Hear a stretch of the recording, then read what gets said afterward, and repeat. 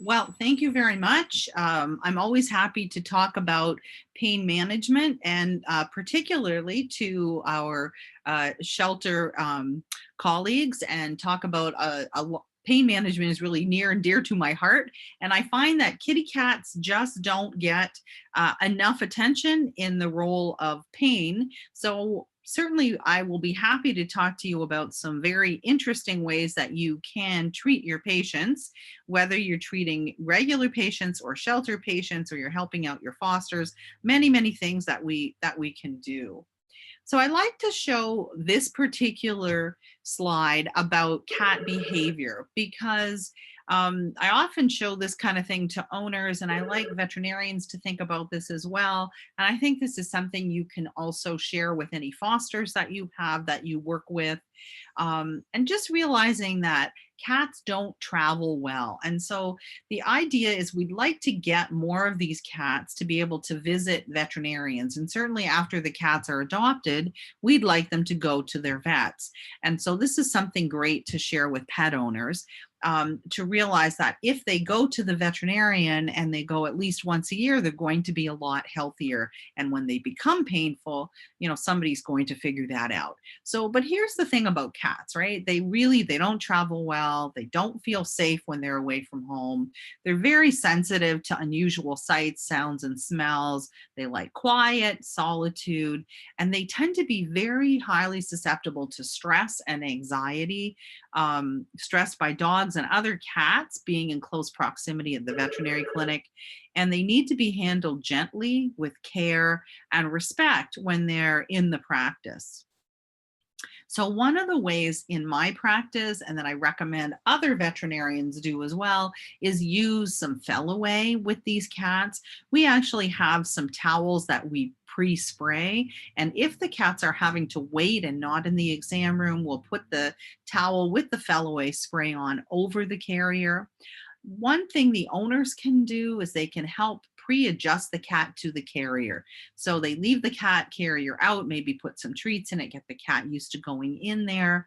And it's one big thing to use proper carriers, because the problem is if you don't use proper carriers, that and sometimes if you've ever seen this, people will bring in animals, cats, particularly in a laundry basket with an oven rack as the lid. This is not a proper carrier. So the carrier needs to keep the cat safe as well as keep everyone else safe. So the thing is that we will often use gabapentin to sedate the cat. If it's not going to go well, we recommend that the owners pick up gabapentin before they are coming into the clinic. And also important to learn how to carry the cat carrier.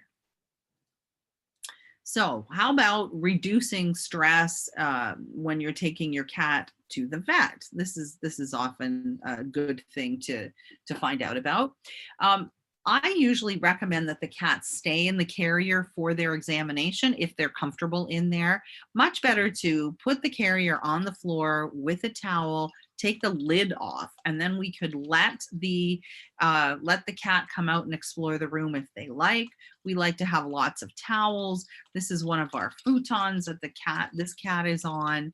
But remember, the important thing is that pain and fear are often interlinked. So painful cats are often more fearful, and fearful cats are often more painful. So we need to be aware of these sorts of things.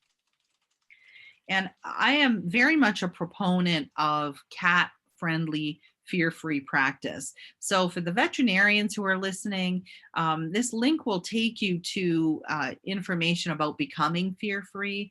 But really, we find out that this is actually proven in research, that practices that are cat-friendly, fear-free practices, the animals are less stressed, they're less painful, they heal better, and they have better immune systems. So that's just something that we can think about when we're handling our feline patients.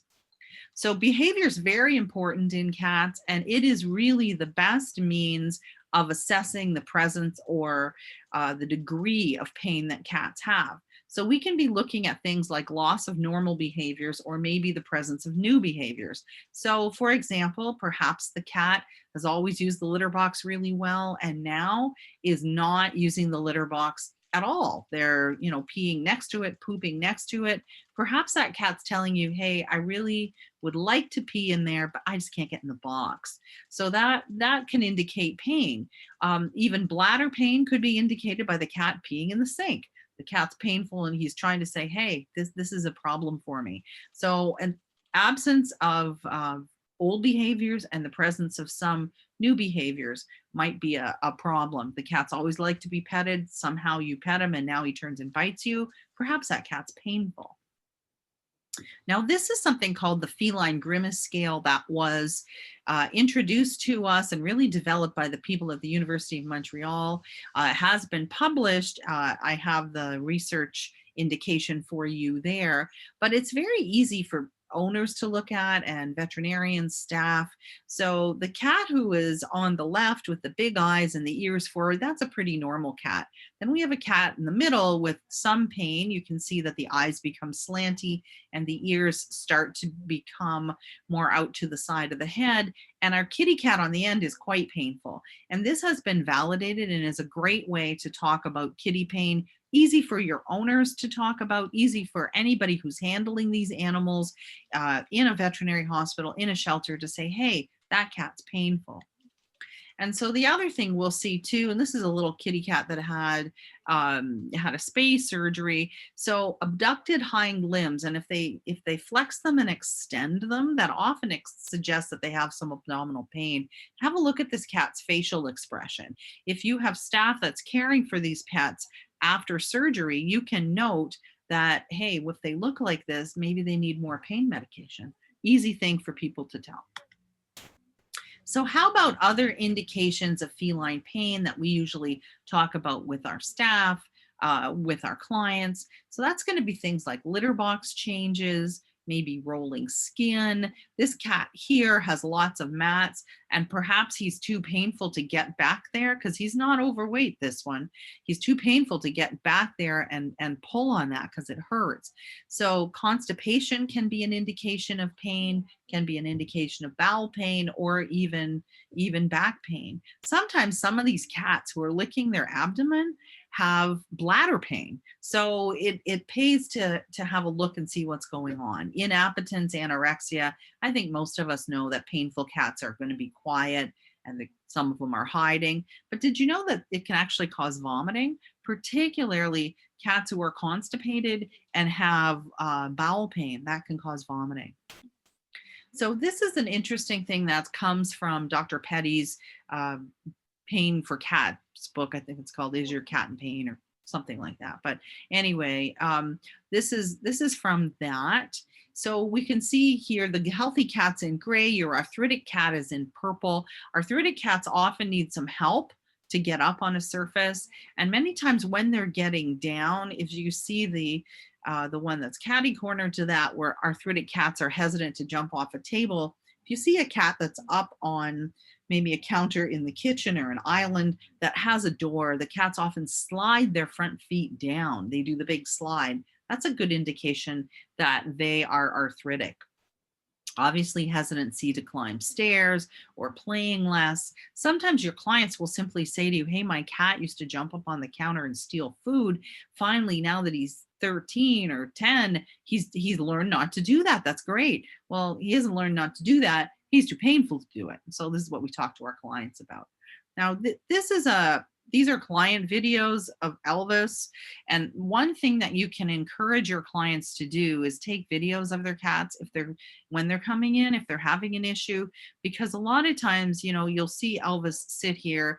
And so here he is, let's say he's in your exam room and he's sitting there on the floor. You're like, okay, I can't tell if this cat is limping or not, or what's actually going on with him because he's not moving. So if the cat is videoed at home, you have a much better chance of being able to pick this thing up.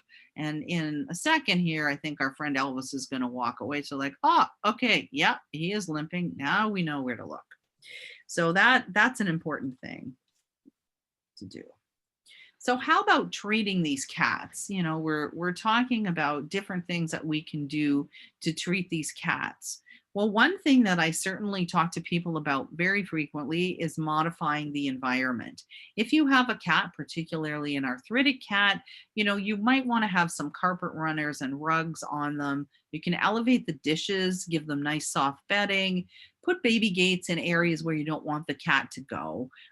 Your harnesses and assistive devices probably apply more to dogs, but you can put kitty cats that are paralyzed in carts, so sometimes they need that, but generally not from arthritis.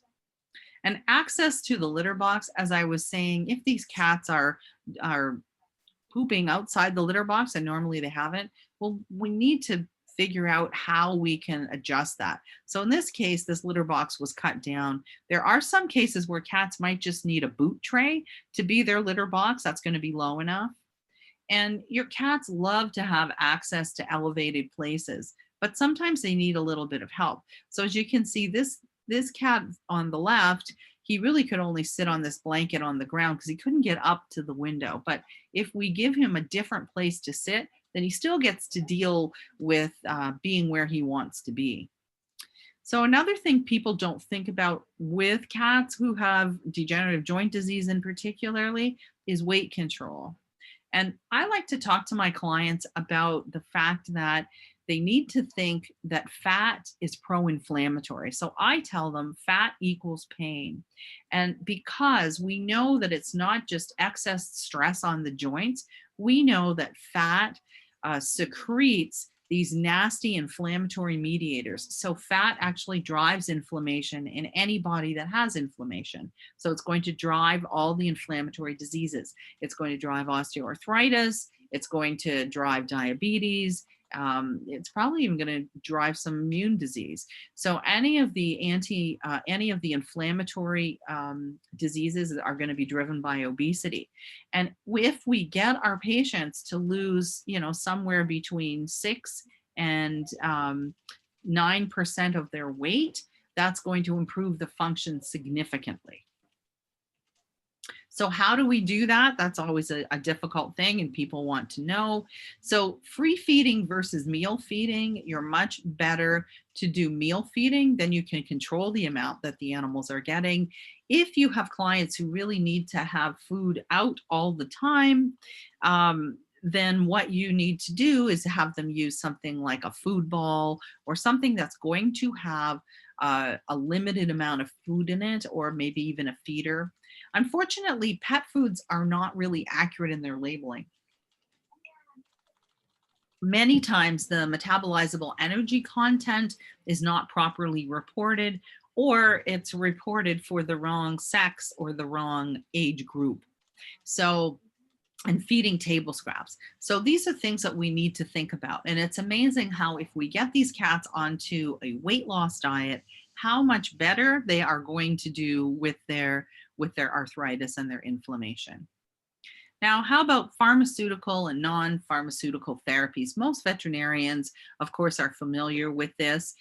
So are most pet owners. And I would say that there's a few things here that are very interesting. One of the things that we know about is this new anti-nerve growth factor. And the reason that I'm showing this as opposed to any other pain medications, because yes, you can use non-steroidal anti-inflammatories and gabapentin with your pets, but sometimes it's difficult to get those things in. But this is a new product. It's not available yet. I do have the research paper there for you. It was supposed to be available this September, but COVID has thrown a lot of monkey wrenches into things, so it's not yet available. But what this will be is a injection that's going to be every 4 weeks or every 6 weeks.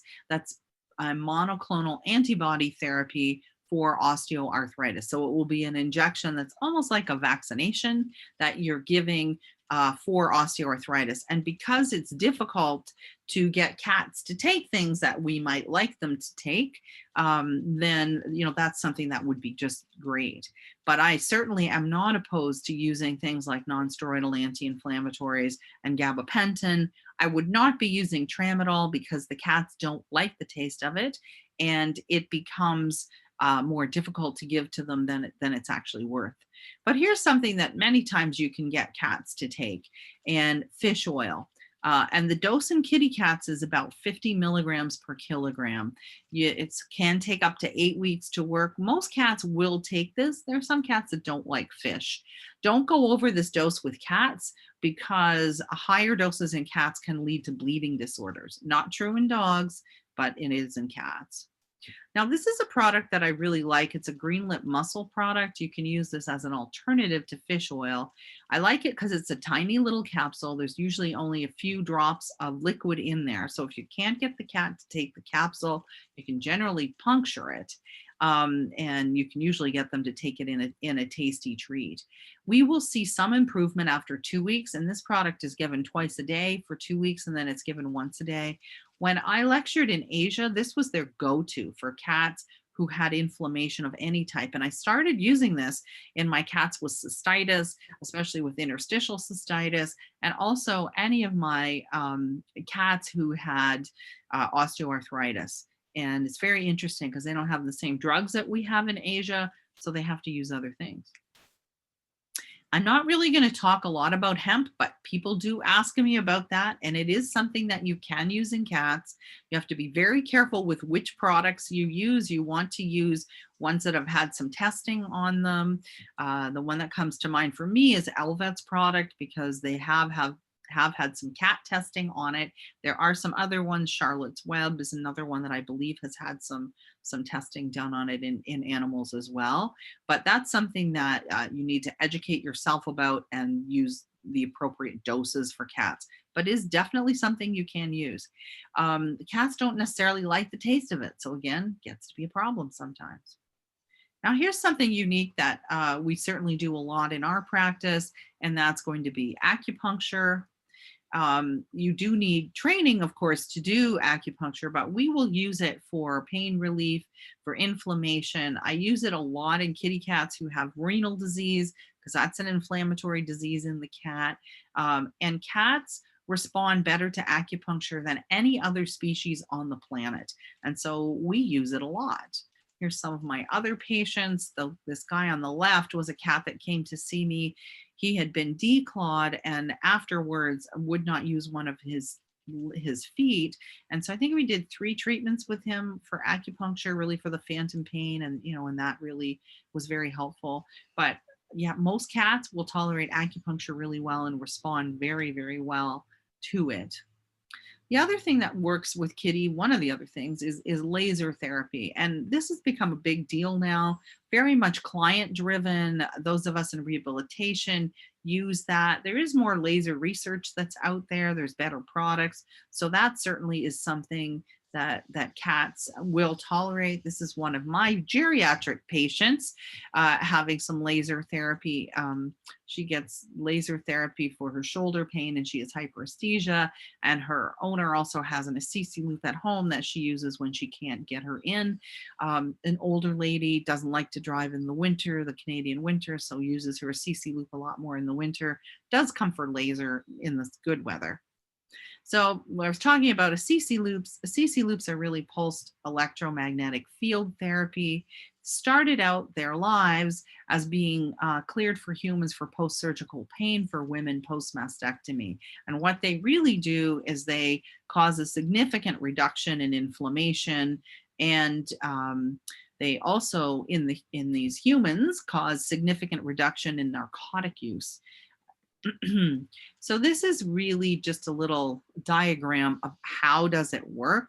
Well, if you see our healthy cells where we have a normal distribution of potassium and sodium ions, and when we have a diseased cell, things are all mixed up. So in fact, our magnetic field is really about driving the normal distribution of potassium and sodium ions. It tends to work through the calcium calmodium system, and it's a very, very interesting way of working for pain relief. And our CC loops are really not just pulsed electromagnetic field therapy, but they're targeted. It's a targeted frequency that works best for healing and does not cause cancer growth and things like that. So how do they really work? Well, these are the things that they do. They're going to increase our transforming growth factor beta.